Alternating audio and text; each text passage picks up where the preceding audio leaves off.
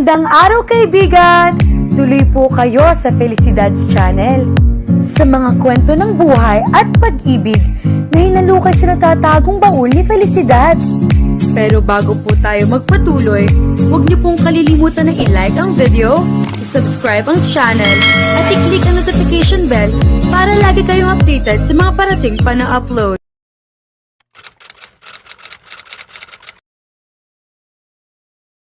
Panay ang hugot ni Almira ng malalim na hininga habang nakaupo siya sa tanggapan ng mga bisita sa loob ng opisina kinaroroonan niya. Iginala niya ang paningin sa kabuuan ng opisina. Hindi maikakailang lalaki ay nagmamay-ari niyon. Mula sa kulay ng dingding hanggang sa mga kagamitan ay lutang na lutang ang masculinity niyon. Na mga sandaling iyon ay nasa reception area siya ng tanggapan ni Attorney Rafos Carriedo. Sa pagkakaalam niya, sakop ng Carriedo Law Office ang buong palapag na 11th floor at ang penthouse na tinutuloyan ng abogado kapag hindi ito nakakauwi. Nalaman niya ang mga iyon sa personal secretary nito na nakakwento niya sa mahigit kalahating oras sa paghihintay niya roon. May inaayos pa siya mga papeles, ayaw pa istorbo. Kailangan nakasindalhin ng mga iyon sa Department of Justice mamayang 10 o'clock, sabi ng sekretarya pagkababa nito ng intercom. It's okay, I can wait, sagot niya na pilit kinakalma ang sarili. Ayaw niya ipahalata sa kaharap ang tensyong nararamdaman niya. Alam niya hindi biro ang pakay niya sa abogado at kapag hindi niya napatunayan ang sasabihin niya, maaring kulungan ang kabagsakan niya. Pumikit siya ng mariin. Napukaw siya nang muli magsalitang sekretarya. Ma'am, wala po kasi kayong appointment sa kanya today. I'm not sure kung makaharap niya kayo ngayon. Anito, habang nakating sa schedule calendar na hawak nito. Pwede ko po kayo ising sa schedule niya tomorrow. Pumunta po ulit kayo rito ng 2 o'clock ng hapon. Free siya ng ganoong time. Napatingin siya sa saradong pinto sa gawing kaliwa niya. Iyon ang opisina ni Attorney Carriedo. At alam niya naroon ito sa loob niyon. Kailangan makausap na niya ito. Ayaw na niyang ipagpabukas pa iyon. Alam niya naman ng mga abogado, day pang celebrity sa sobrang hectic ng schedule. Anito humahagikik pa pagkatapos. Sunod-sunod siyang umiling. Ayaw niyang masayang ang pagpunta niya sa opisina ni Attorney Carriedo. Hindi ko ba talaga siya pwedeng makausap ngayon? Importante kasi ang sadya ko sa kanya. Mas maigi sana kung makakausap ko na siya. Humugot siya ng malalim na hininga. Paano ba niya makukumbinsi ito? Bumuntong hininga ito. Pagkatapos ay umiling. Sige, susubukan ko po ulit. I'll see kung ma-accommodate niya kayo. May papipirmahan ako mga papeles sa kanya. Sasabihin ko ulit sa kanya na naghihintay kayo rito. Pangako nito. Kinuha nito ilang folders mula sa mesa nito at tinungo ang pinto ng opisina ni Attorney Carriedo. Muli siyang nilingon nito bago nito buksan ang pinto. Almira po ang name ninyo, hindi ba? Ano nga po palang full name ninyo? Pakisabi nandito si Amanda Valencia. Nakangiting sabi niya rito. Ilang sandali na tinitignan siya nito. Kapag kuwan ay nakibit-balikat ito sa katuloy pumasok sa loob. Paalis na ako ng opisina pare. Tapos ko na mga papers na kailangan dalhin sa DOJ. I'm sure to be there just in time. Nakangiting sabi ni Rafos sa kausap niya sa telepono. Don't worry pare. After this, I will accept your invitation.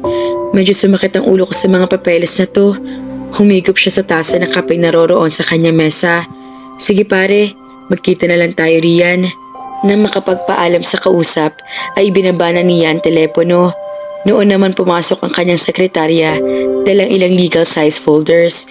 Akin na yung mga pipirmahan ko, Miss Cruzat, nakangiting sabi niya rito. Sinimulan na niyang pirmahan ang mga papeles nang mailapag nito ang mga iyon sa kanyang mesa. Attorney, yes, aniya habang patuloy sa ginagawa. Nariyan po sa labas, iyong babaeng gusto makapag-usap sa inyo. Kanina pa siyang 7 o'clock dito. Wala po siyang appointment pero importante raw pong sadya niya sa inyo. Napatigil siya sa ginagawa. Who is she? Nakakunot ang noong tanong niya. Bigla na pukaw ang interes sa babaeng sinasabi nito. Almira, siya raw si Almira Valencia. Nahaluan ng sakit ng ulo ang nararamdaman niyang interes. Napahilot siya sa kanyang sentido. Attorney, ano pong sasabihin ko sa kanya? Tanong nito. Nasa tinig nito ang pag-aalala. Marahil ay dahil sa nakitang reaksyon niya, bumuntong hininga siya. Okay, I'll see her. Aniya pagkaraan ng ilang sandali. Halos 2 hours na tayong bumabiyahe, attorney. Malayo pa ba tayo? Tanong ni Almira kay Attorney Rafos Carriedo. Kanina pa kasi sila naglalakbay, ngunit pareho silang tahimik. Naiinip ka na ba? Tanong din ito. Tumango siya. Sorry, hinging pa umanhin niya. I'm just thinking. Ngunit agad din siya napatigil. Napatampal sa kanyang noo. Oh yes, I forgot. Nagpumilit nga lang pala ako na dalhin mo ako kay engineer. Ikaw ang nagsabi niyan, but don't worry. Tungkulin ko ito bilang family lawyer ng mga Valencia. Sabi nito sabay napailing. Isa lang ang maipapayo ko sa iyo. Nakakunot ang noong hinintay niya ipagpatuloy nito ang sinasabi. Pag-isipan mo mabuti ang mga bagay na ginagawa mo, miss. Dahil sa bandang huli, maaring ikaw rin ang mapahamak. Aaminin niya na hindi naging maganda pag-uusap nila kanina sa opisina nito. Kapansin-pansin na pagdududa sa anyo nito na makita siya. Kung hindi pa siya nagpumilit, marahil ay hindi siya nito dadalhin sa tahanan ng mga Valencia. Alam kong ginagawa ninyong tungkulin ninyo bilang family lawyer ng mga Valencia. Pero nagsasabi ako ng totoo, attorney. Determinadong sabi niya. Yes, it is my responsibility. Kaya tungkulin ko rin na protektahan sila. Sabi nito. Attorney, hindi ako katulad ng mga nauna nagpakilalang Almira. Mariing sabi niya. Tumangutango lamang ito at hindi na nagsalita pa. Gusto ko na talagang makaharap si Engineer Ricardo. Hindi ko nga maintindihan kung bakit parang ang bagal ng takbo natin. O talagang sinasadya mo para huwag agad akong makarating sa hasyenda. Pauyam na tanong niya. Lumingon ito sa kanya na sa mga matang pagkainis. Bigla na lang inaramdaman niya ang pagharurot ng sasakyan. Napakabilis ng takbo nila at tila wala itong pakialam sa mga nakakasalubong nilang sasakyan. Stop the car, tili niya. Kulang na lang ay yumakap siya rito sa sobrang takot na nararamdaman. Stop the car! Ngunit parang wala narinig na lalo pang binilisan nito ang pagpapatakbo ng kotse na para bang nasisiyahan ito sa nakikitang takot niya. Ganito ba talaga itong magalit? Handang magpakamatay? Lost your nerve? Maya-maya ay narinig niya ang tanong nito. Napamulat siya. Normal na ang takbo ng kotse. Naroon na sila sa lugar ng halos wala nang dumadaang mga sasakyan. Malamig na rin ang simoy ng hangin. Nasaan na tayo? Agad niyan tanong kahit natetens pa rin. Tumingin siya rito at parang gusto na namang umakyat ang dugo niya na makita na kangiti ito sa kanya. Mabilis na ang biyahe natin. Papasok na tayo sa asyenda ng mga Valencia. Sagot nito. Iniliko nito ang sasakyan sa isang kalsada na papalibutan ng mga puno ng niyog at mga halamang namumulaklak. Kapag kuwan ay pinatay nito ang aircon at pinuksan ang bintana na nasa tabi nito. Try to take a deep breath. This fresh air is relaxing. Baling nito sa kanya.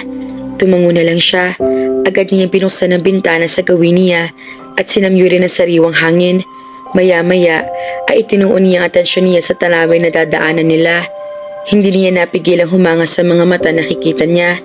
Napapaligiran ng mga kabundukan ng hasyenda. Ang mga puno at halaman ay halatang alagang-alaga. Hitik sa bunga ang mga puno. May nadaanan din sila mga nag-aani ng palay. Huminto mga ito sa ginagawa at kumaway sa kanila. Ito ang simula ng lupain ng mga Valencia. Bungad pa lang ito ng kanilang niyugan. Pag-aari nila ang mga palayan at mayroon din silang bakahan. Nasa bandang likuran naman ang rancho. Paliwanag nito sa kanya habang gumaganti na kaway sa mga tao. Nanatili siyang tahimik. Hindi pa rin maitago ang pagkalula niya sa lawak ng lupain ng mga Valencia. We're here, ani ni Rafos maya-maya. Nakita niya papasok na sila sa isang mataas na gate. Mula roon ay may natatanong siyang istruktura. Marahil ay iyon ang bahay ng mga Valencia. Ang dinadaanan naman nila ay isang napakalawak na hardin. Pakiramdam tuloy niya ay isang paraiso ang lugar na pinapasok nila. Malayo pa ba ang bahay? Tanong niya kapag kuwan. 1 kilometer panlayo ng bahay mula sa gate. Paliwanag nito sa kanya. Kapag kuwan ay biglang kumunot ang noo nito. Wait, akala ko ba ikaw si Almira? Sinulyapan niya ito. Nagsulubong ang mga kilay nito na makita siya nakangiti. Hindi siya sumagot dito. Sa halip ay tumingin siya sa labas ng sasakyan. Si Almira na pamangkin ni Engineer Ricardo Valencia ay dito isinilang sa hasyenda. Dito siya lumaki hanggang sa umalis sila na kanyang ina nung 7 taong gulang siya at hindi na muli nagbalik sa lugar na ito. Pagpapatuloy nito, napabaling siya dito, nagtatanong ang mga mata. Ang 7 taong gulang na bata ay kaya na magtanim ng mga alaala sa kanyang isipan. Umiling-ilin ay binalik nito ang atensyon sa pagmamaneho. Tuloy po kayo, attorney. Magalang na sa lubo ng isang katulong kina Almira at Rafus pagdating nila sa malaking bahay. Nginitian nito ni Rafus. Si Ninong, nasaan? Nasa kwarto po niya at nagpapahinga, sagot ng katulong. Ipaghahanda ko po muna kayo ng merienda. Tumungo lamang ang binata. Inalalayan nito si Almira papasok sa sala. Hindi naman niya malaman ang nararamdaman ng mga sandaling iyon. Hindi niya maintindihan, ngunit pamilyar siya sa mga bagay na nakikita sa kabahayan. Bagaman naguguluhan siya dahil wala siya makapang-alaala tungkol sa mga iyon, hindi niya maintindihan kung paanong parang napunta na siya roon, ngunit hindi niya alam kung kailan. Well, what can you say about this house? Biglang tanong nito. Beautiful. Actually, beautiful is not enough to describe this place. Kulang pang salitang iyon, aniya habang inililibot ang paningin sa paligid. That's why most people will lie to you. Pag-iiba nito sa usapan. Minsan, nagsisinungaling sila dahil gusto nila mapak sa kanila ang ilang maliliit na bagay. Ano pa kaya ang ganitong karangyaan?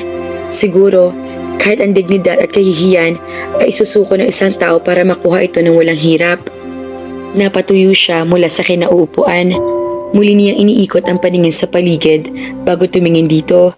Batid niyang siya ang pinasasaringan nito sa mga binitewang salita. Siguro, gagawin iyon ng isang taong ganid sa pera. Pero ako, kahit ang papelan ng aking kapanganakan ng katibayan ko, hindi ko magagawa ang ganoon.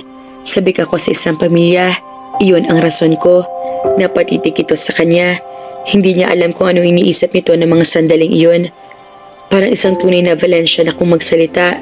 Ganyan na ganyan magsalita si Ninong at ang mga pinsan mo. Parang wala sa loob na sabi nito. Pinsan mo? Ulit niya sa sinasabi nito. Ibig sabihin, hindi mo iniisip na isa akong sinungaling? Wari nagising ito. On the contrary, if I didn't doubt that, you wouldn't be here. Noon naman bumalik ang katulong dalang kanilang merienda. Salamat. Kinuha nitong isang baso ng pineapple juice at iniabot sa kanya. Thank you. Iyon naman ang naisip niyang sabihin dito. Ngumiti lang ito sa kanya. Ibinaling niya mga mata sa salaming pinto kung saan tanaw ang malawak na swimming pool na napapagiliran ng manicured garden. Muli siya lumingon dito. Attorney, nakita mong birth certificate ko at nakapirma roon si Angelito Valencia at Sylvia Balita Valencia. Mga magulang niya ang kanyang tinutukoy. Bakit parang ayaw mo pa rin maniwala sa akin? Umiling-iling ito. Sa panahon ngayon, ang isang bagay na tulad ng birth certificate ay madaling dayain. Hindi sapat na iyon lang ang katibayan mo. Mahalaga rin ang memorya. Napayo ko siya. Hindi niya kayang salubungin ang mga mata nito. Bagaman hindi niya maintindihan kung bakit tila may sumisikto sa kanyang puso sa tuwing tumitingin nito sa kanya. Sinubukan niyang ituon ang isip sa mga alaalang hatid ng bahay na iyon. Ngunit anumang pilit niya ay wala ni katiting na insidenteng sumagi sa isip niya. Tumuloy na lang daw po kayo sa library, anang mayordoma na ipinakilala kay Almira bilang si Lorna. Nakatingin ito sa kanya, tila nagdududa. Ngunit hindi na lamang niya iyong pinansin. Nagpatiuna si Raffo sa direksyong itinuro ni Lorna. Sumunod siya rito. Come in, anang tinig mula sa loob ng library na kumatok si Raffo sa pinto. Batid niya si Engineer Ricardo Valencia ang naroon. Isang lalaking marahil ay mahigit 50 na ang edad ang bumungad sa kanila nang buksan ni Rafus ang pinto. Nakaupong matanda si wheelchair. Nakatayo sa likuran nito ang isang babae na sa tansya niya ay kasing edad niya. Oh, Rafus, mission accomplished? Pabilong tanong ng matandang lalaki sa binata na makapasok sila sa library. I wish I had Ninong. Mumaling sa kanya si Engineer Ricardo. Matama siyang tinitigan. Kapag kuwan ay kumunot ang noon nito. Bakit, Ninong? Tanong ni Rafus na marahil ay napansin din ang ekspresyon ng matanda. Is there something wrong? Nag-alalang lumapat ito kay Engineer Ricardo at agad hinawakan ang kamay ng huli. Napahugot naman siya ng malalim na hininga. Hindi niya maintindihan, ngunit gusto niyang umiyak ng mga sandaling iyon. Pakiramdam niya ay matagal na niyang kilala ang matanda. Parang gusto niya itong yakapin ng mahigpit. She looks familiar to me. May nakikita akong mukha sa kanya. Maya-maya sagot ni Engineer Ricardo. Napatingin sa kanyang lahat. Bigla nagsalita ang dalaga na nasa likuran ni Engineer. Lahat ng tao sa mundo ay may kamukha dito. Anito, na sinuhid pa siya ng tingin mula ulo hanggang paa. Ngunit maging ito ay wari naguluhan sa nakita. Tumangutango si Engineer Ricardo. Of course, hindi man siya kontento sa paliwanag na iyon, ay pinili na lang niya huwag umimik. By the way, this is Engineer Ricardo Valencia. Siya ang nagpapahanap sa kanyang pamangkin kay Almira. And this is Princess, pamangkin na engineer sa pinsan. Pagpapakilala ni Rafo sa mga ito na inakbayan pa si Princess. Nagsalubong ang kanyang mga kilay. Tila malapit sa isa't isa sina Rafos at Princess. Ngumiti si Princess sa kanya. Hello, what's your name? Nginitian din niya ito. Ako si Almira. Pakilala niya sa sarili na bahagyang ikinataas ng kilay nito. Almira Valencia. Inilahad niya kamay nito. Nakipagkamay ito sa kanya. Hello Almira. Napalingon siya nang marinig ang halakak ni Engineer. Marami na nagpakilala sila ang Almira na hinahanap ko. Ang nag-iisa kong pamangkin sa kapatid kong si Angelito. Pero ni isang pag-uugali na taglay ng mga Valencia ay wala ako nakita sa kanila. Ngayon lang sa una o pagkakataon, anito nang muling tumawa ng malakas. Ninong, please Rafos, putol ni Engineer Ricardo sa sasabihin niya. Hindi ko kailangan ng sermon mo ngayon. Tumawa ito ng mahina. Kanina pa ito tila hindi mapalagay. Pabalik-balik na minamani obra nito ang wheelchair sa loob ng silid. Hindi niya pinansin ang sinabi nito. Nangako kayo sa akin, Ninong, na titigilan na natin ang pagpapatuloy rito ng mga nagpapakilalang Almira. Tumawa ito ng malakas. Iho, kinakalimutan mo yata na ikaw ang nagdala rito ng bagong Almira. Tinanggap ko lang siya. It was your choice, not mine. Huminto ito sa tabi ng kama at lumipat doon mula sa wheelchair. Pero desisyon ninyo na patuloyin din siya rito gaya ng mga nauna. At napag-usapan na natin ang bagay na yan. We decided and you agreed na titigilan na natin ang pagtanggap sa mga nagpapakilalang Almira. Saglit siyang tumahimik. Hinintay niya ang magiging reaksyon nito, ngunit nanatili nakatingin lamang ito sa kanya. Pumayag ka, ipaubahin na lamang ito sa amin ni Detective Santos, Ninong. May halong pakiusap na sabi niya. Ayaw niya mapalapit dito ang bagong Almira hanggat hindi natatapos ang pag-iimbestiga nila ni Detective Paras. And why did you bring her to me? Gusto mo palang tigilan na pagtanggap sa mga dumarating at nagpapakilalang Almira. Binigyan siya nito na nakalolokong ngiti. Answer me. Napailing siya. Alam niya kung ano tumatakbo sa isipan nito. Kilala niya ito. Ninong, hindi yan nasa isip mong dahilan kung bakit ko siya dinala rito. Una, pinilit niya ako. Aniya, na bigla rin natawa sa kanyang sinabi. Pilit siyang muling sumeryoso. Tumikim siya bagong muli nagsalita. Second, gusto kong makita ang resulta na ipinangako niya sa akin. She's very brave. Anong pangako? Napatutunayan niya na siya ang tunay na Almira. Sagot niya. So tama pala ang desisyon ko na tanggapin siya. Paano nga naman niya mapapatunayan iyon kung hindi siya mananatili rito katulad ng mga nauna sa kanya? It will be unfair to her. Okay, Ninong. You win. I hope she's the last. Pero mangako kayo sa akin na ilalayo niyo muna ang sarili ninyo sa kanya hanggat hindi natin napapatunayan siya nga ang tunay na Almira. Hindi ito sumagot.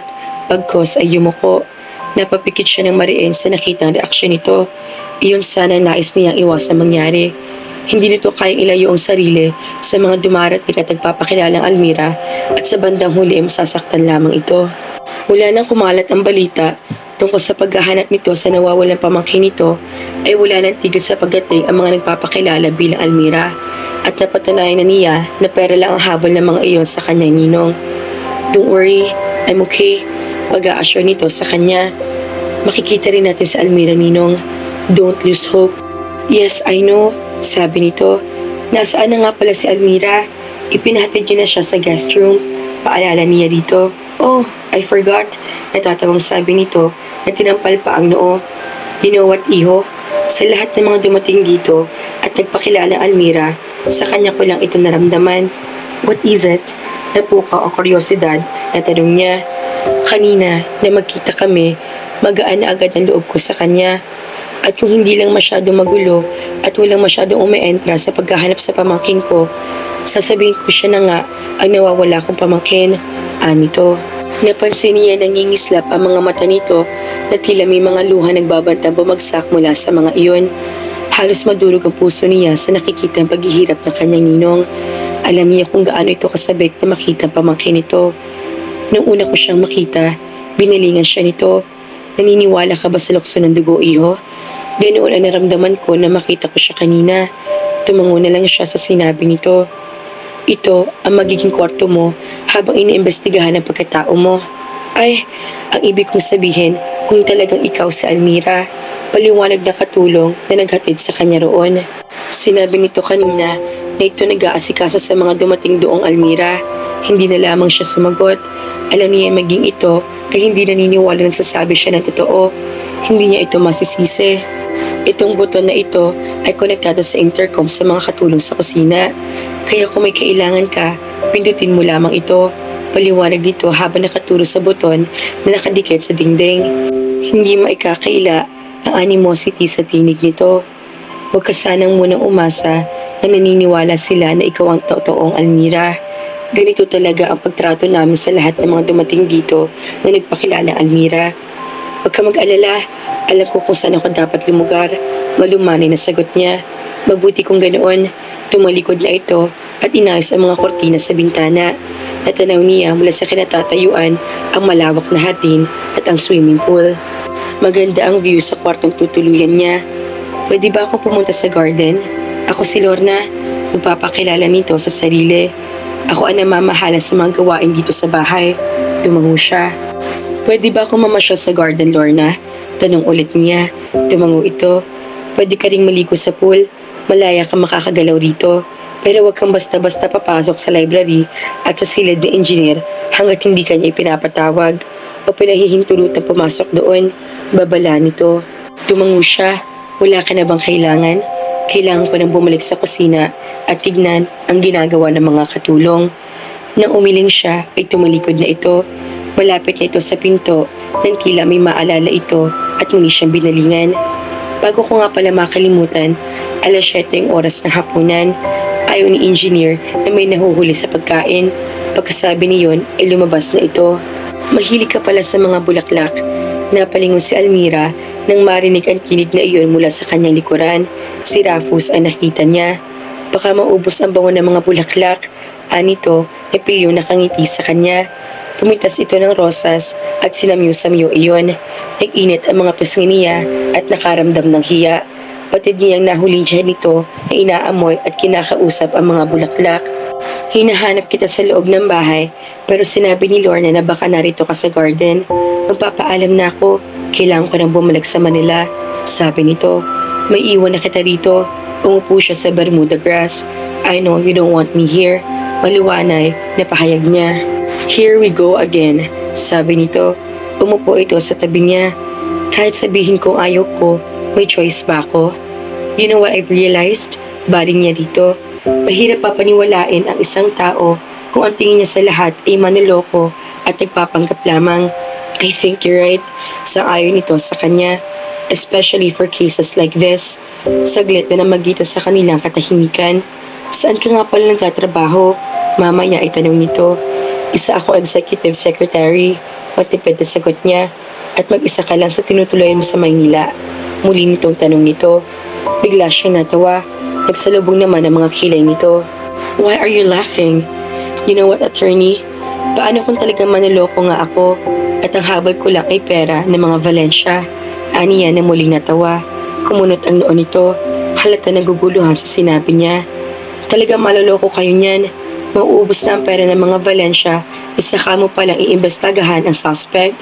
And here I am thinking na ikaw ang protector ng mga Valencia. Pauyan masabi niya. Nakatiimbagang na mataman siyang tinitigan nito. Lakas loob na sinalubong niya ang titig nito. Ngunit nagkamali yata siya sa ginagawang iyon. Because all of a sudden, Her heart was beating so fast at kung patuloy siya makikipaglaban ng titig dito ay tsak na mawawala siya sa sariling kontrol. Agad siya nag-iwas ng mga mata. Don't worry, I'm only asking a few questions and while you are here, kumikilos na kami ni Detective Paras kaya maling iniisip mo na malaloko kami na kung sino man. Paliwanag nito. Give me enough time to prove to all of you na pumunta ko rito at nagpakilalang Almira hindi dahil sa kayamanan ng mga Valencia, kung hindi dahil ako talaga si Almira, puno ng kumbeksyong pahayag niya. Napatingin sa malayo si Rufus. Hindi niya alam kung dapat ba niyang paniwalaan ang sinabi ni Almira. Ibang sinasabi ng kanyang isip kaysa sa kanyang nararamdaman at doon siya nahihirapan. Aaminin niya na sa pagkikita pa lamang nila nito ay nagawa nitong guluhin ang kanyang isipan. Kung hindi lamang sa ganoong pagkakataon sila nagtagpo, maaari may pinatunguhan na ang kanilang pagpakakilala ng araw na iyon. You still don't believe me? Napalingon siya nang marinig ang tinig nito. Pinitas niya ang bulaklak na nasa tabi niya. For you, ani niyang iniabot dito ang bulaklak. Pinamulahan ito ng muka. Thank you. Para saan to? I salute your bravery. Bukas sa loob na sabi niya. Napatitig siya sa mapupulang labi nito. Nakibit balikat ito.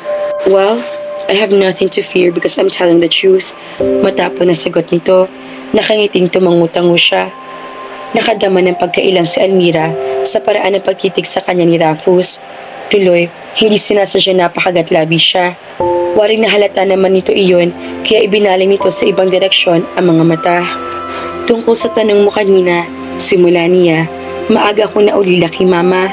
College ako na maaksidente siya and she died on the spot. Nabalot na kalungkutan ang kanyang puso pagkaalala sa ina. Are you okay? Nag-alalang tanong nito. Tumungo siya. Pinilit ko makatapos ng pag-aaral. After graduation, nag-apply ako sa present company ko. And that's where my story ends. Pagak siyang tumawa. Boring ang buhay ko, no? What's the name of your mother? Parte na ba ito na pag-iimbestago mo sa akin, attorney? Yes, diretsang sagot nito. Nagkibit balikat siya. To answer your question, Sylvia Balita Valencia ang pangalan ni Mama. Ngunit hindi tulad ng inaasahan niya, hindi man lang nag-iba ekspresyon ng mukha nito. Tumangulang ito. I have to go. It's getting late. Maya-maya ay sabi nito. Sabay silang tumayo. Babalik ako sa Wednesday. Sabi nito tumalikod na. Attorney, dumingon nito. My name is Almira. Kumunot ang noon nito. I would appreciate it kung tatawagin mo ako sa pangalan ko.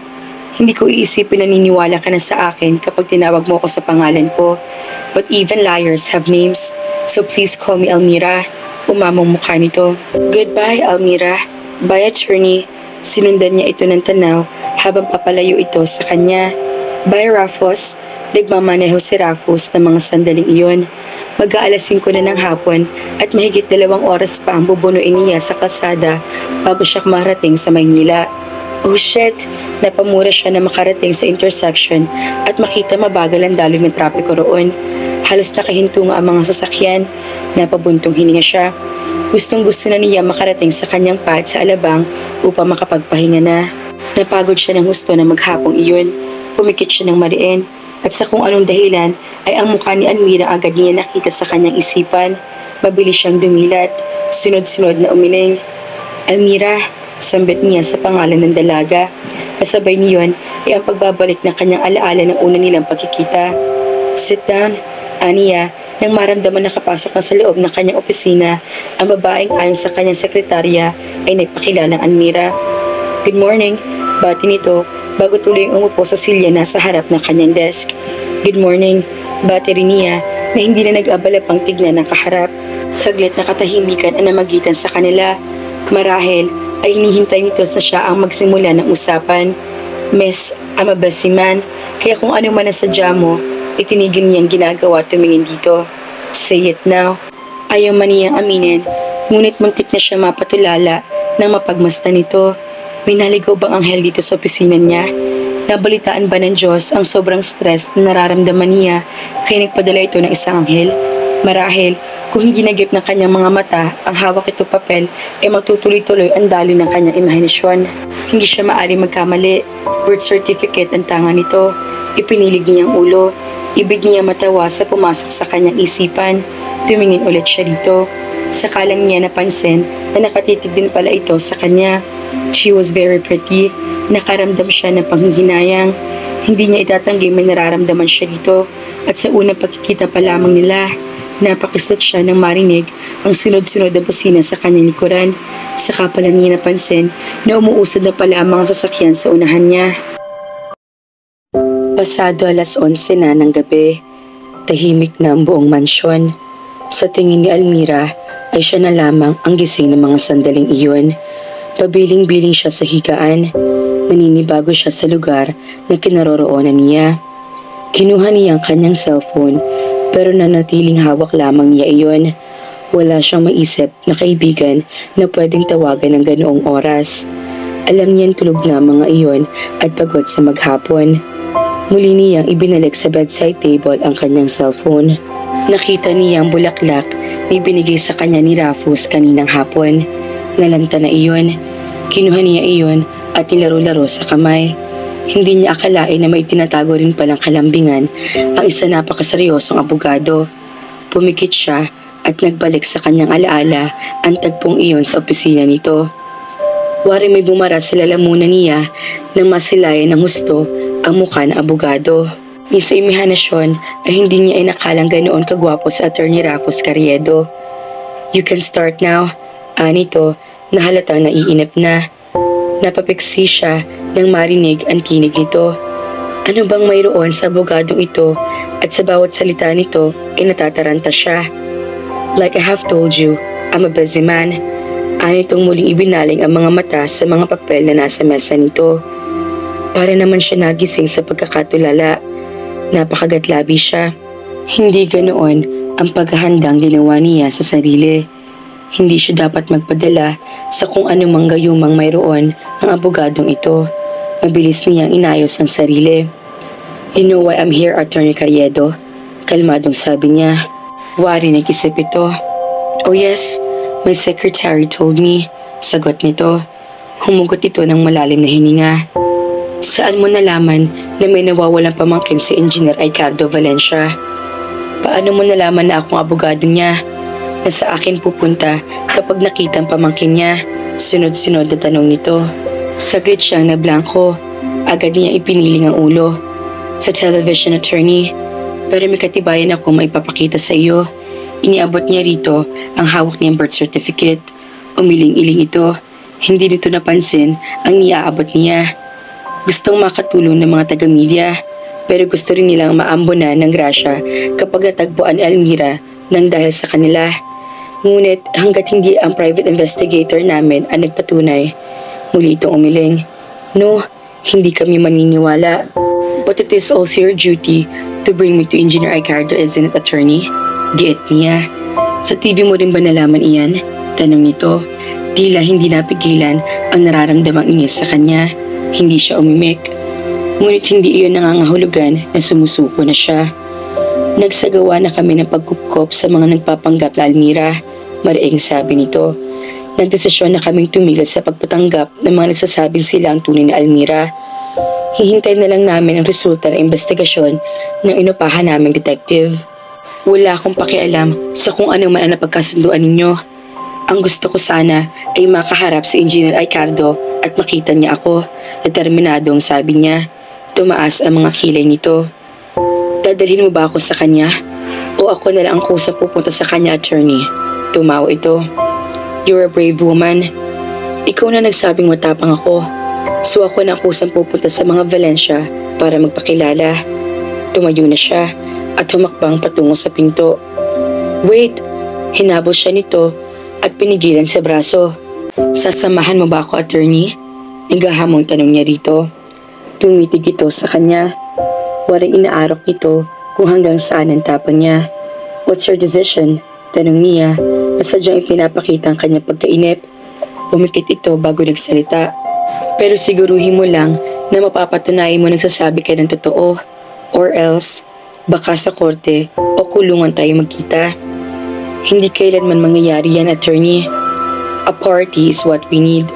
Basag ni Engineer Ricardo sa katahimikan. Kasalukuyan sila nag-aalmusal ng umagang iyon. Lahat ay nandoon, maging ang minsan lang umuwing si Joel na kapatid ni Princess ay kasalo nila. Panay ang sulyap ng matalim ni Joel kay Almira. Binabaliwala na lamang iyon ng dalaga. Tito, isn't it too early to hold the party? Ani Princess, sabay sulyap sa kanya. Hindi pa natin napapatunayan siya nga talaga si Almira. Well, hindi ko sinabing ang party na iyon ay para sa kanya. Ani Engineer Ricardo, nakangiting binalingan siya nito. Gusto ko lang makasama mga amigo ko. Matagal-tagal na rin kami hindi nagkikita-kita. Paliwanag nito. Oh well, Tito's right. Nakakasawa rin namang puro trabaho ang tupagin nating lahat. Let's have a party, sabat ni Joel. Bago nito tinungga ang isang baso ng pineapple juice. Basta party, umaamang isang Joel. Umiling-iling na sabi ni Princess habang nakatingin sa kapatid nito. At nakakaramdam ka rin pala ng pagkasawa sa ginagawang pamamasyal sa ibang bansa. It's none of your business, Princess. At least, nagpapakilala na ako kung sino talaga ako. Unlike other people, kailangan pa magpanggap at magkunwari. Ani Joel. Kahit nakayoko sa kanyang pagkain, batid ni Almira na matalim ang tingin ipinukol nito sa kanya. What can you say, Almira? Tanong sa kanya ni Engineer Ricardo. Nag-angat siya ng tingin.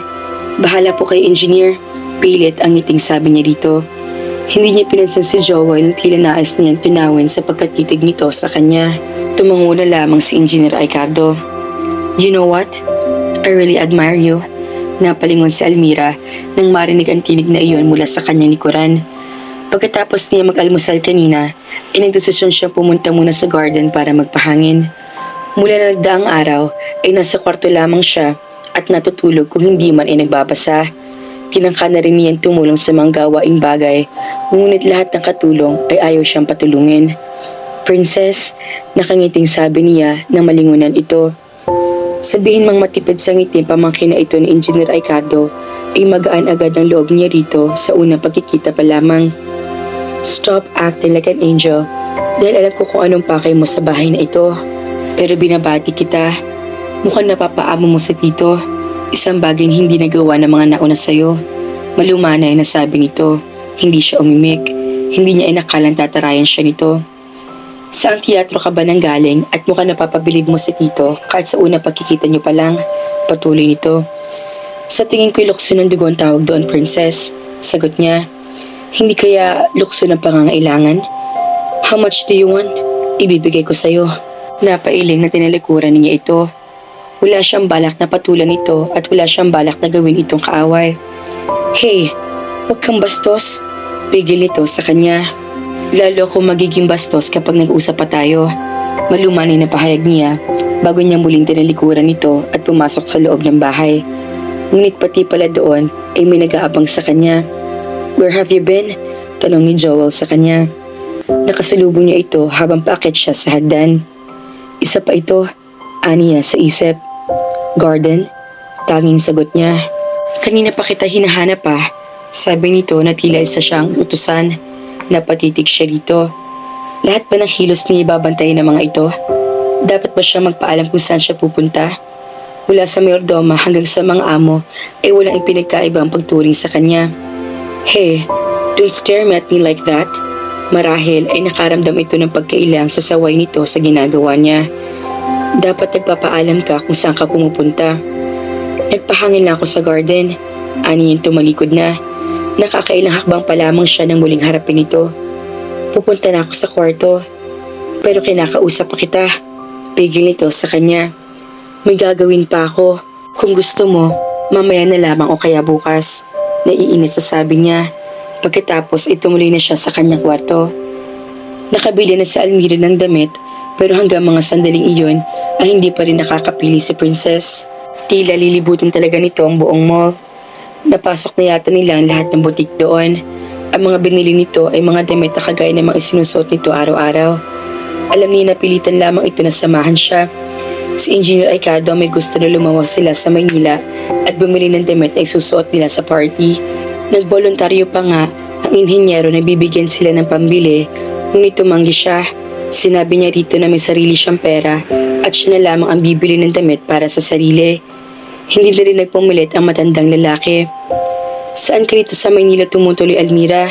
Biglang tanong nito sa kanya. Gulat na napatingin siya rito. Mula nang umalis sila ng hasyenda kanina at hanggang sa makarating sila sa Maynila, ay hindi siya nito kinikibo, na para bang ay itong walang kasama. Hey, I'm asking you, untag nito sa kanya.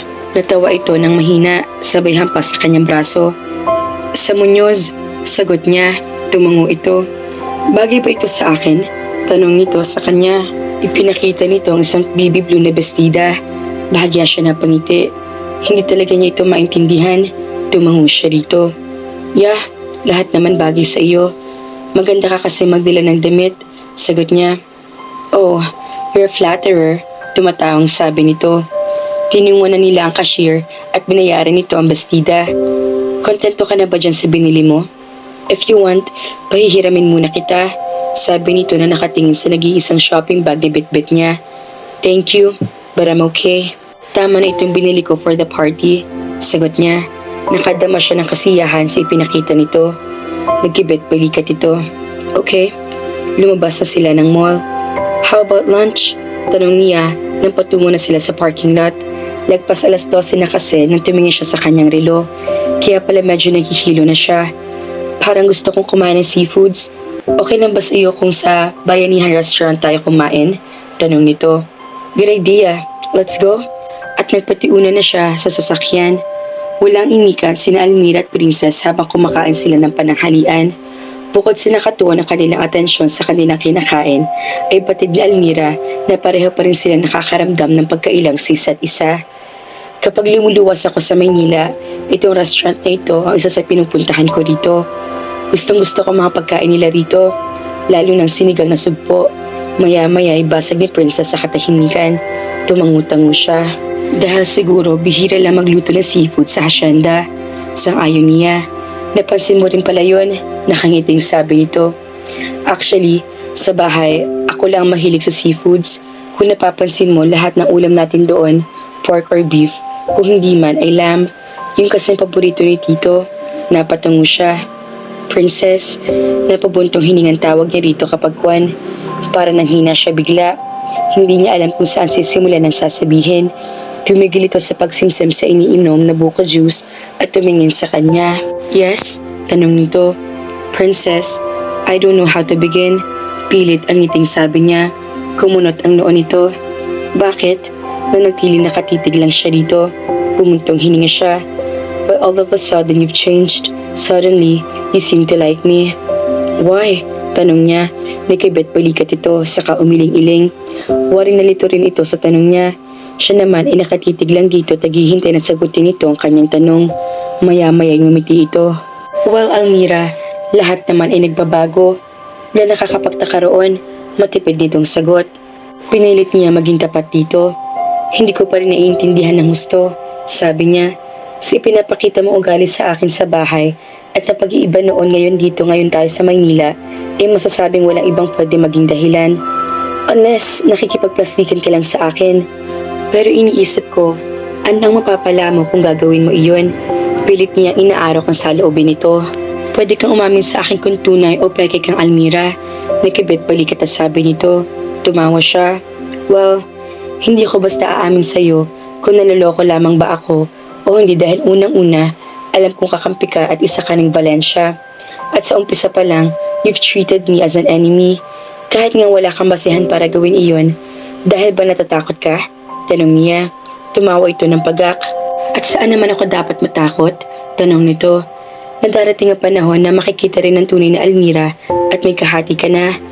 Hindi ko alam kung sa anong kategorya mo siya ituturing na karibal. Sa kayamanan ng mga Valencia o sa atensyon ni Engineer Ricardo. Paliwanag niya. Tumawa ito ng malakas. Dahilan upang mabaling sa kanilang atensyon ng ibang mga kumakain sa restaurant. I really admire you, sabi nito. Nagpunas ito ng table napkin sa gilid ng bibig. Pwede kang psychologist. You're a great analyst. Napangiti na rin siya. Thank you, aniya bago ininom ang natitirang juice sa kanyang baso. But I'm sorry, hindi para sa akin ang analyst mong yan. You're wrong. Kapag kuwan ay sabi nito. Napakunot noo siya. At ano ang totoo? Girl, one day you'll learn why it changed suddenly. Sasabihin ko rin iyon sa'yo kung ikaw nga talaga ang Almira ang hinahanap namin.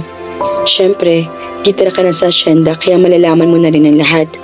But for now, Please believe me, na totoo ang paglapit ko sa iyo bilang isang kaibigan. Gusto kita maging kaibigan, kahit hindi man ikaw ang tunay kong pinsan. Ngumiti ito na matamis sa kanya.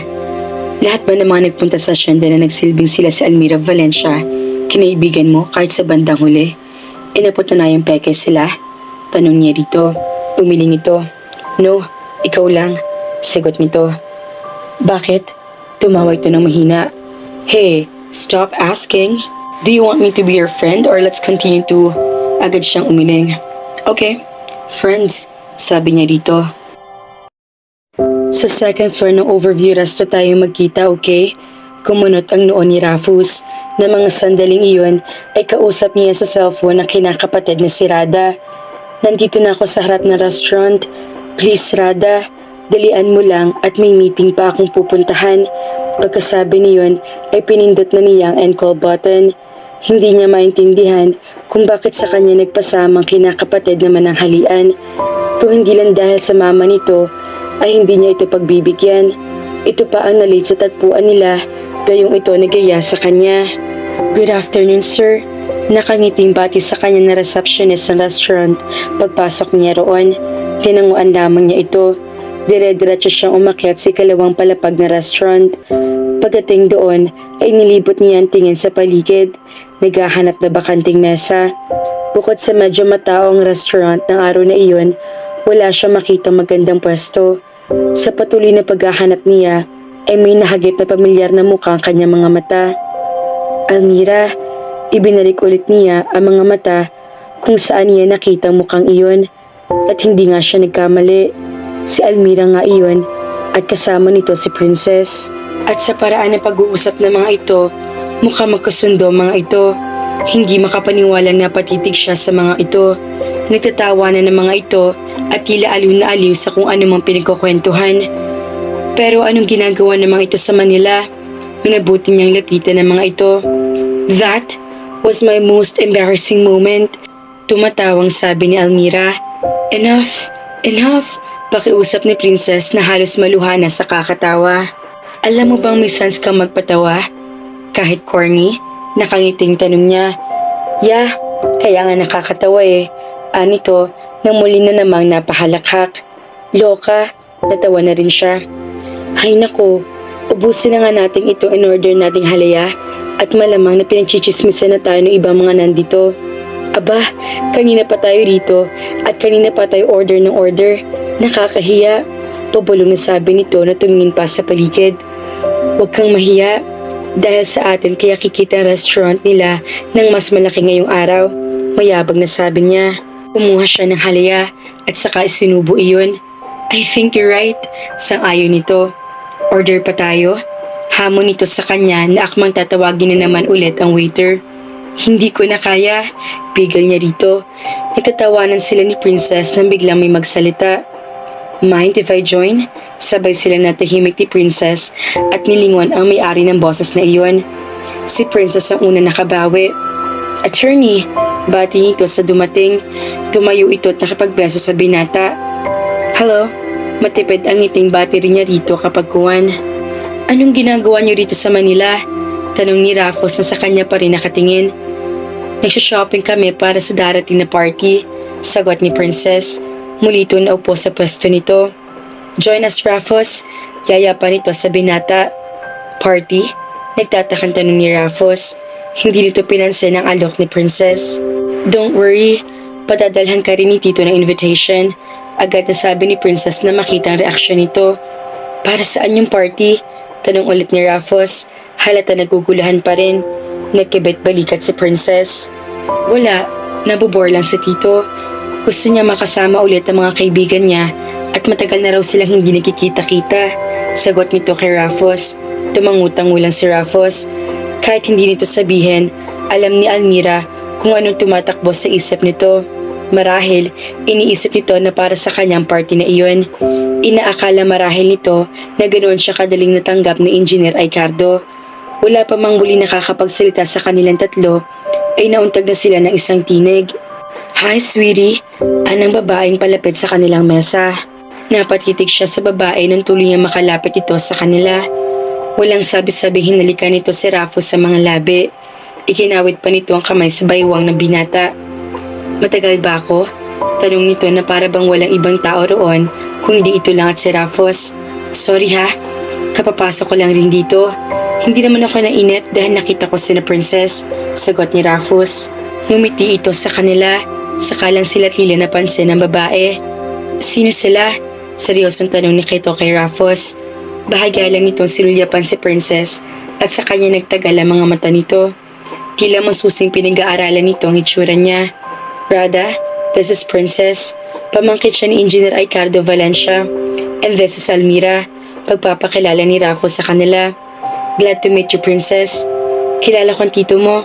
Isang sikat na milyonaryong engineer na sa kasalukuyang hinahanap ang nawawala niyang pamangkin sa kanya nag-iisang kapatid. Anang babaeng tinawag na Rada. And I've heard na nagpapauto na lang ang tito mo sa maraming manggagansyong labas-masok sa asyenda ninyo ngayon. Poor thing. At tumawa pa ito na para nang iinsulto. Napanganga si Princess, marahas sa pagkabigla sa mga sinabi ni Rada. You've done a good research. Sarkastikong komento ni Princess na makabawi. Halata na saktan nito sa sinabi ng babae. Pero hindi uto-uto ang tito ko. Nagkibit balikat si Rada. Kapag kuwan, ay binalingan siya nito. And what's your name again? Tanong nito sa kanya. Almira, sagot niya. Almira Valencia. Siya ba nawawalang Almira? Baling ito kay Rafos. Napatunayan na ba? Muli itong tumingin sa kanya. No, but please Rada. Hinila ito ni Rafos sa kamay. Tumingin ito sa kanila na tila humihingi ng dispensa. Ngunit hindi man lang natinag ang babae. Nakatingin pa rin ito sa kanya. So why did you use Valencia? Hindi pa naman pala napapatunayang ikaw ang nawawalang pamangkin ni Engineer Ricardo Valencia. Because that's my name. Malumani pa rin sagot niya dito. Binalingan ni Rada ang Princess. Pero iisa lang ay may karapatang gumamit ng apelyidong iyon, hindi ba? Ang totoo mong pinsan. Bakit pumayag kayong gamitin ng babaeng itong apelyido ninyo? Mamaya, isa rin ito sa mga manloloko. Gusto na niya itong sigawan. Wala itong pakialam sa usaping iyon. Ni hindi ata ito kaibigan ng pamilya Valencia. Hindi na siya nakapagpigil. Bago pa man makasagot si Princess, ay nagsalita na siya. What do you suggest I do, Rada? Gusto mo bang gumamit ako ng ibang pangalan dahil lahat kayo hindi naniniwala sa akin? Nanunukat ang tingin ipinukol niya kay Rafos. Ikinuwento ba nito sa babaeng lahat na may kinalaman sa pamilya ni Engineer Ricardo? Natahimik si Rada. Look, I don't mean to be rude, miss. Pero sa tingin ko, wala sa iyong karapatan para magdesisyon tungkol sa akin. Hindi ka bahagi ng pamilya Valencia. Hindi ka masasaktan o maaapektuhan kung nanuloko lang ako. Kalmadong pahayag niya. Tumayo na siya at kinuha ang kanyang bag. I think we should be going, Princess. Mula sa restaurant ay nagpa siya sina Almira at Princess na tumuloy muna sa inupahang bahay ni Almira sa Muñoz. Kinabukasan na lamang sila uuwi sa asyenda. Napagod sila ng husto sa buong maghapon. Pero hindi na nila kayang bumiyahe pabalik pa sa asyenda. Ang cute naman itong inupahan mo. Ikaw lang ba nag-ayos itong bahay mo? Ani Princess na makapasok sila sa inuupahang bahay ni Almira. Tumango si Almira rito. Oo, pasensya ka na. Maliit lang ito. Hingin pa umanhin niya. Maliit nga, pero parang inayos naman ng isang interior designer ang dating. Humahangang sabi nito habang inililibot ang paningin sa paligid. Saan ang kwarto mo? Gusto ka na talaga matulog? Feeling ko, bibigay ng katawan ko. Humikab ito. Halatang inaantok na nga. Agad siyang inginuso rito ang pinto patungo sa kanyang silid. Alauna na naman daling araw, ngunit hindi pa rin nakakatulog si Almira. Samantalang si Princess ay kanina pa himbing na himbing sa tabi niya. Kahit anong gawin niya, ay ayaw talaga siyang dalawin ng antok. Kanina pa sumasalit sa balintataw niya si Rafos at saan man siya bumaling ay para nakikita niya ang mukha nito. Napatitig siya sa lampshade na nasa bedside table sa gawin niya na siyang tanging nagbibigay tanglaw sa silid. Bumuntong hininga siya, saka muling inibang pwesto ng pagkakahiga. 1, 2, 3, 4, 5. Sabad na inaantok ng tinig ni Princess. Gulat na napatingin siya dito. What's bothering you ba? Kanina ka pa yata hindi mapalagay. Ang ganda pa naman sana ng panaginip ko. Reklamo nito. Pati ako, nadama dyan sa kababiling-biling mo. Hindi ako makatulog eh. Himutok niya. Pilitin mo. Maaga pa tayo mabiyahe bukas. Malamang na nag-aalala na si Tito kung bakit hindi tayo umuwi. Kung bakit kasi walang sumasagot sa telepono roon kaninang tumawag ako. Humikab ito at umayos ulit na pagkakahiga. Tila handa na uling matulog. Tinignan niya ito. Princess, tawag niya rito na sinagot lang nito ng ungol. Nagpatuloy siya. Naging boyfriend mo ba si Rafos? Lakas loob na tanong niya. Bigla itong bumangon. No, tanggi nito at sinundan iyon ng malakas na tawa. Hindi niya alam kung bakit natuwa ang puso niya sa naging sagot nito. Marami nga nag-aakalang boyfriend ko o naging boyfriend ko si Rafos. But no, umiling ito. Ipapaliwanag ko sa iyo kung ba't malapit kami sa isa't isa. Hinarap siya nito. Bago kasi naghiwalay ang parents namin ni Joel, naging magkapit-bahay kami ni Rafos sa Batangas. Big brother ang turing ko ron. Mula nung maliit pa kami, magkasama na kami. Si Rafos ang lagi kong tagapagtanggol sa mga kaaway ko sa school. Kaya nga nalungkot ako nang malaman kung saan siya dala kami titira. Akalain ko bang siya pala yung madalas ikwento sa amin ni Tito na inaanak daw niya. At kahit sa siya na nga kami nakatira, dahil may kanya-kanya ng bagong pamilya ang parents namin, higit pa samantalik na magkaibigan ang turingan namin ni Rafos sa isa't isa. Para pa rin kami magkapatid, kahit iba ng buhay namin ngayon. Pero alam mo kanina, nakaramdam ako ng inis sa mokong na yun. Ngumuso ito. Bakit? Dahil doon sa kasama niyang babae. Hay, sana lang hindi niya girlfriend yun. Or else, isusumpa ko na siya. Tumawa ito pagkasabi niyon. Hindi siya umimik. Sa kaibuturan ng kanyang puso, iyon din ang idinalangin niya. Humikab ulit ito. May mga binili akong books kanina sa bookstore. Magbasa ka na lang muna para hindi ka biling ng biling sa kama ko. Akong kawawa eh, sabi nito sa kanya. Ngumiti siya. Sorry and thanks. Sige, matulog ka na ulit. Aniya rito. Kumuha siya ng isang libro mula sa isa sa mga shopping bags na nasa ibaba na kama. Binuklat niya ang libro at nagsimula magbasa. Ngunit ilang pahina na rin ang nababasa niya ay gising na gising pa rin siya. At tila nananadya pa ang pagkakataon dahil ang bida sa kwentong libro na binabasa niya ay Rafos ang pangalan. Rafos, Rafos, paulit-ulit na bigkas niya sa isip. Ngunit hindi ang mukha ng lalaking inilalarawan sa libro ang nabubuo sa isipan niya, kundi ang mukha na abogado. Bumuntong hininga siya. Ano kaya relasyon nito at ng babaeng kasama nito sa restaurant kanina? Masyado namang sweet ang mga ito kung magkaibigan na ang mga ito. Ipinilig niya ang kanyang ulo. Bakit ba niya iniisip ang lalaking yun? Wala siyang pakialam ano man ang relasyon nito at ng babaeng yun. Hindi siya dapat magselos. Nanlaki ang kanyang mga mata. Selos? Bakit siya magsaselos? Kailan lang niya nakilala ang lalaki para makaramdam siya ng ganoon? Impossible ang iniisip niya. Pero maging siya ay hindi kumbinsido sa argumento niya. Ramdam niya na nagsaselos nga siya. Kilala niya ang kanyang sarili. Ang hindi lang niya alam ay kung bakit. Pumikit siya ng mariin. Ayaw niya makaramdam ng ganoon sa binatang abogado. Paghanga o ano pa mang damdamin. Tsak masama ng loob lang ang aanihin niya. Namatay si Sylvia Balita Valencia sa isang car accident noong nasa kolehiyo pa si Almira. Pagbabalita ng Detective Paras kay Rafos, napahinto siya sa paghigop ng kape. Naalala niyang iyon din ang kwento ng Almira na nasa hasyenda ngayon. Can I see the paper, Detective? Aniya rito. Iniabot nito sa kanya ang papel. Here, tumayo siya habang binabasa na kasulat doon. Nasaan na ngayon si Almira? Kapag kuwan ay tanong niya rito. I still don't know. Ayon sa investigasyon ko, nang mamatay ang mama niya, nagpalipat-lipat ng tirahan si Almira. Ang huli raw na tinirahan niya ay sa Muñoz. And then, nang puntahan ko ang tirahang iyon, iba na ang nakatira. Pero ayon sa may-ari ng apartment, Almira nga raw ang pangalan ng dati nakatira doon. Kaso, mag-iisang buwan na nga siyang umalis doon. Napatitig siya rito. Isang dalaga rin ang nakatira doon ngayon. Mga isang buwan din sila naghati ni Almira sa pagbabayad ng upa sa apartment. Pero pagkalipas nga ng isang buwan ay umalis si Almira. Kaya mag-isa na lang ngayon ang nakitira doon sa apartment. Pahayag nito. Nang pumunta ka ba sa Muñoz? Nandoon ba yung sinasabi mong kahati ni Almira sa apartment? Kinakabahang tanong niya. Umiling ito. Wala.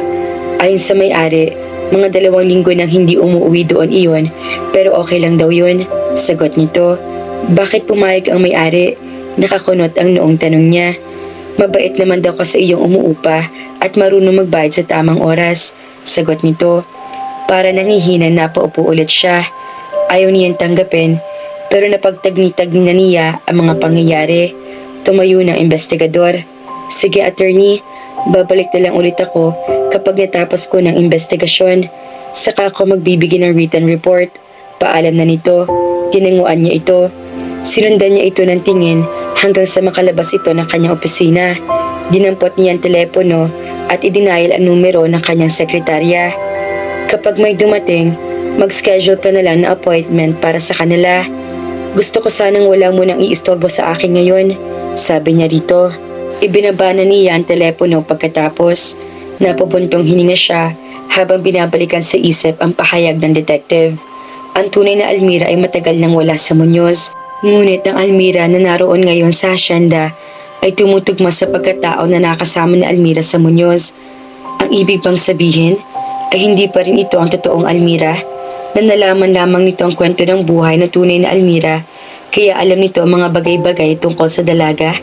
Kaya ba wala itong maalala kahit isang pangyayari nag-uugnay sa naging buhay nito noon sa hasyenda? Nasaan nga bang tunay na Almira? Princess, salamat naman at dumating na kayo sa lubong ni Lorna, kina Almira at Princess. Pagkababa nila ng kotse. Bakit? Ano nangyari? Halatang kinakabahang tanong ni Princess sa katulong. Si Engineer, isinugod sa ospital. Inatake na naman siya sa puso. Naluluhang balita nito. Natutop ni Almira ang kanyang bibig. My God! Hindi niya alam na may sakit pala sa puso ang inhinyero. Come on, Almira. Pumunta tayo sa ospital. Agad niyaya niya sa kanya ni Princess. Halos hilahin siya nito pakasakay ng kotse. Nang pareho na sila makasakay, ay mabilis sa pinaandar nito ang sasakyan. Halos paliparin nito iyon sa tuloy na pagpapatakbo nito. Mabilis silang bumaba ng sasakyan nang makarating sa ospital. Agad nilang hinanap kung saan naroroon si Engineer Ricardo. Joel, how's Tito? Agad na tanong ni Princess na makitang kapatid nito. Umiling si Joel. I don't know. Nasa loob pa siya at hindi pa lumalabas si Dr. Ramos. Sagot nito.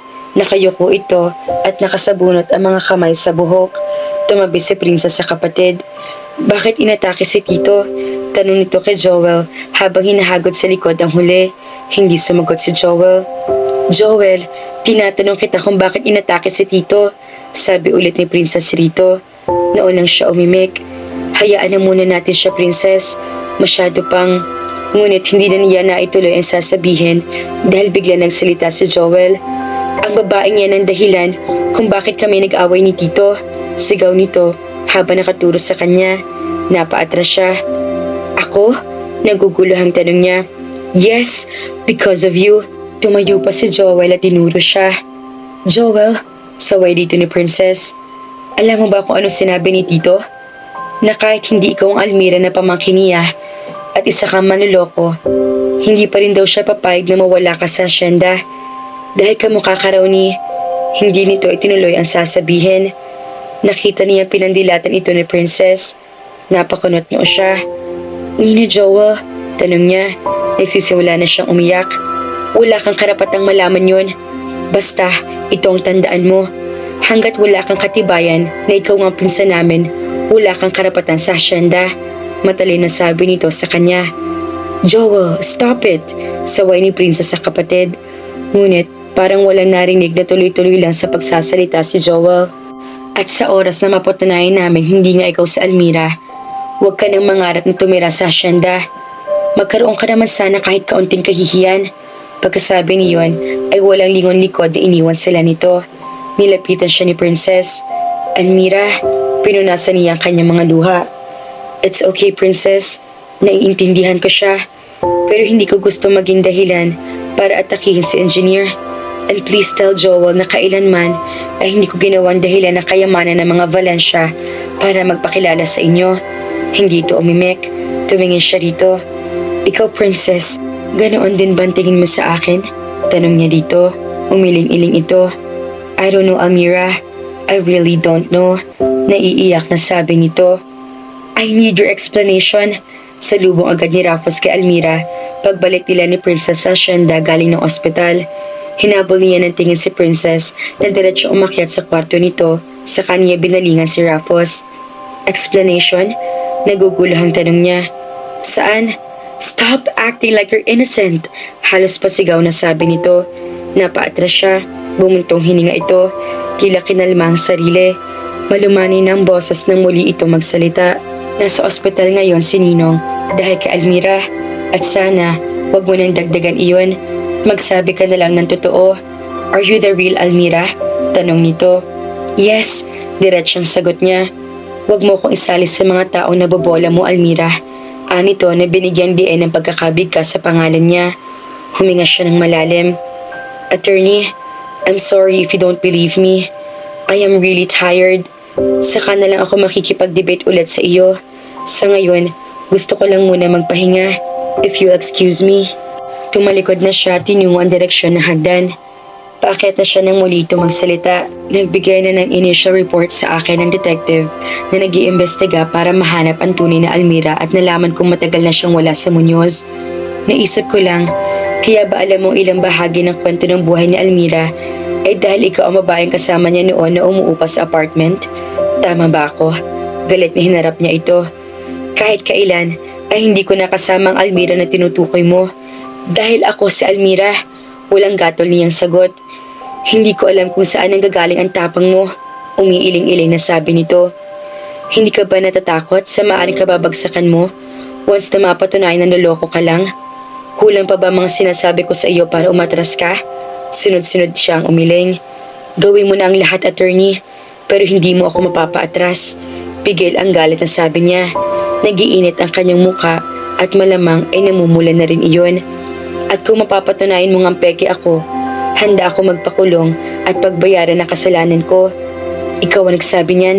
Tila na amuse sa sabi nito. How about you? Nakataas ang kilay na tanong niya. What do you mean? Anong maipapangako mo sa akin kung mapapatunayan kung ako nga si Almira? Anong gusto mo? Magpakulong din ako? So anong kaso? Tila hindi nito malaman kung tatawa o saseryosohin ang pinututunguhan ng kanilang pag-uusap. Hindi ko sinabi magpakulong ka rin, Ania. Anong gusto mo mangyari? Mangako ka ng isang bagay na patas naman sa pangako ko. Stop acting like Natawa siya. Okay, tigilan na natin to. Pero hindi ibig sabihin na sumusuko ako. Umakyat na siya sa hagdan pagkasabi niyon. Pabagsak na umupo sa sofa si Raffos. Almira, nakapikit na bulong niya sa pangalan ng dalaga. Paano ba niya ito makukumbinse na umalis na lamang ng hasyenda para sa kaligtasan nito? Hindi yata niya kakayanin makita ito na nasa sitwasyong halos wala na mapuntahan dahil sa kahihiyan. Bigla siyang napatayo mula sa kinauupuan nang makarinig ng lagabog mula sa itaas. Hindi siya maaring magkamali. Galing iyon sa kwarto ni Almira. Patakbong tinungo niyang hagdan at mabibilis ang mga hakbang na umakyat. Dire-diretso siyang pumasok sa kwarto nito. Nakita niya ito nakaupo sa sahig. Hawak ang kanang paa nito. What happened? Agad niyang tanong na makalapit dito. Nadulas ako. Nakangiwing sabi nito habang hinihilot nito ang paa. Let me do it, sabi niya. Hinayaan naman siya nito. Marahil nga ay talagang masakit ang paa nito. Aray! Sigaw nito. May naipit yatang ugat, sabi niya. Hindi niya binitawan ang paa nito. Ipinagpatuloy niya ang paghihilot doon. Hindi mapigilan ni Almira ang tumawa habang tinitignan ang ginagawa ni Raffos. Akala ko ba masakit? Bakit ka tumatawa? Nakakunot ang noong tanong nito. Pinagpawisan na ito sa paghihilot sa kanyang paa. Magkano mo naman ako sisingilin sa paghihilot sa paa ko, attorney? Pabirong tanong niya. Mukha kasing effective ang ginagawa mo. Nang walang sakit. Huwag mo akong singilin ng mahal ha. Napatingin nito sa kanya. Seryoso anyo nito. Nagkamali ba siya sa pagbibiro dito? I have to go. Binitawan na nito ang kanyang paa.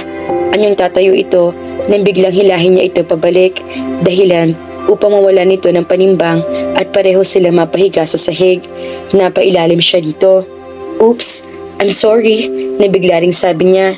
Hindi ito nagtangkang bumangon. Gusto ko lang sana magpasalamat, sabi niya kapag kuwan. Naiilang siya sa posisyon nila. Kung pwede lang na itulak niya ito, ngunit tila naman nawalan siya ng lakas. Almira, unti-unting lumapit ang mukha nito sa kanyang muka. Huli na, para iiwas niya ang kanyang mga labi. Hindi niya malaman, ngunit sa unang pagkakataon ay nakaramdam siya ng tensyon hindi niya nararamdaman sa tanang buhay niya. Basta naramdaman na lamang niya ang paglapat ng mga labi nito sa kanyang mga labi. Hindi niya napansin na nadadala na siya sa sensasyon dala ng mga labi nito. Marahil ay may taglay itong gayuma dahil hindi niya magawang umiwas. Rufus, pabulo na sambit niya sa pangalan nito. Tila naman noon lang nito natanto ang ginagawa. Bigla itong tumigil sa paghalik sa kanya. Kapwa hinihingal na napatingin sila sa isa't isa. I'm sorry, Almira, kapag kuwan ay sabi nito. Nabigla man ay nagawa niyang itago iyon. Pilit na pinapakalma niya ang tinig na magsalita. It's okay, attorney. Hindi na tayo mga bata, kaya hindi mo kailangang humingi ng paumanhin. It was only a kiss, sabi niya. Marahang itinulak niya ito upang makatayo siya. Kapag kuwan ay mabilis siyang nagtungo sa banyo. Ano nga ba ang totoo mga ka-felisidad? Si Almira ba ang tunay na Valencia? Or isang impostor? Pero ang sigurado, ang nabubuong damdamin ng bawat isa. Kaya naman, abangan!